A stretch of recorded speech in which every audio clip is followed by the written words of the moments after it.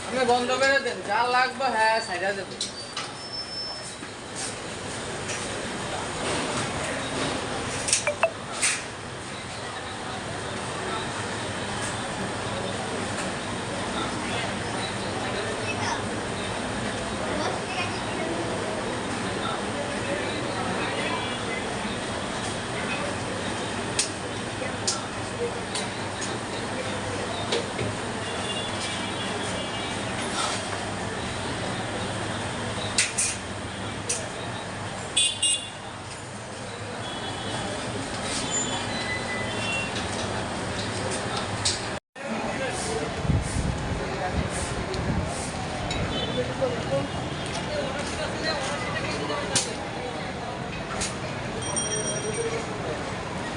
আবার এন্টার তো নিয়ে যাবে অফিসে, অফিসে আবার কখন নেবে?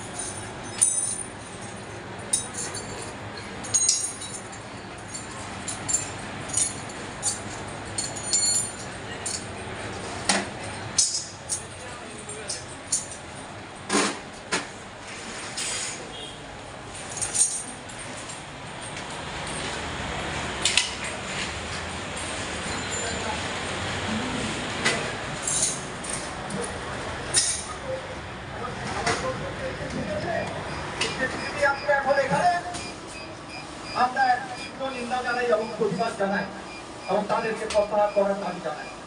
52 ভাষা আন্দোলন তার একটা রাজনৈতিক ফলাফল ছিল অতি উচ্চ পর্যায়ে। এবারের এই আন্দোলনের ফলাফল একই রকম হবে না, কিন্তু তার একটা সুদূর প্রসারী প্রভাব এখানে কিন্তু ঘটবে। আমাদের ঢাকা বিশ্ববিদ্যালয় এবং বিভিন্ন পাবলিক বিশ্ববিদ্যালয় আন্দোলনকারী ছাত্রদেরকে রাজাকার ট্যাগ দেওয়া হচ্ছে, আমরা এটা প্রত্যাখ্যান করছি।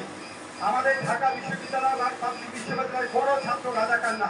1971 সনে বড়জোর 1% রাজাকার ছিল, বাকি 99% ছিল মুক্তিযোদ্ধা।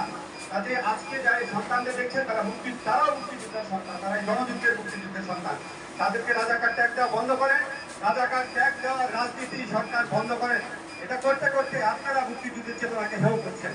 সেকেন্ড কথা হচ্ছে, আমাদের ছাত্রদের উপর যারা গুলি চালিয়েছে, মেরেছে, এটা হচ্ছে ফৌজদারি অপরাধ, এটা হচ্ছে মার্ডার, এটা হচ্ছে কালপাবল হোমিসাইড, এটা মৃত্যুদণ্ডযোগ্য অপরাধ। অবশ্যই এই অপরাধে বিচার করতে হবে। আনসারপুর এলাকায় মুহূর্তে মুহূর্তে গুলি করা হয়েছে এবং আমাদের অনেক শিক্ষার্থী এবং জগন্নাথ বিশ্ববিদ্যালয়ের 3 শিক্ষার্থী নিহত হয়েছে এবং তাদের মধ্যে একজনের অবস্থা গুরুতর ছিল। আমি অনুরোধ করবো যারা বিশ্ববিদ্যালয়ের প্রশাসক আছেন, শিক্ষক প্রশাসক, তাদের সুচিকিৎসার ব্যবস্থা করেন, প্রয়োজনে তাদেরকে বিদেশে পাঠানোর ব্যবস্থা এবং আর্থিক সমস্ত যে প্রয়োজন সেগুলো মেটানোর ব্যবস্থা দেওয়া বিশ্ববিদ্যালয়ের পক্ষ থেকে করে থাকে।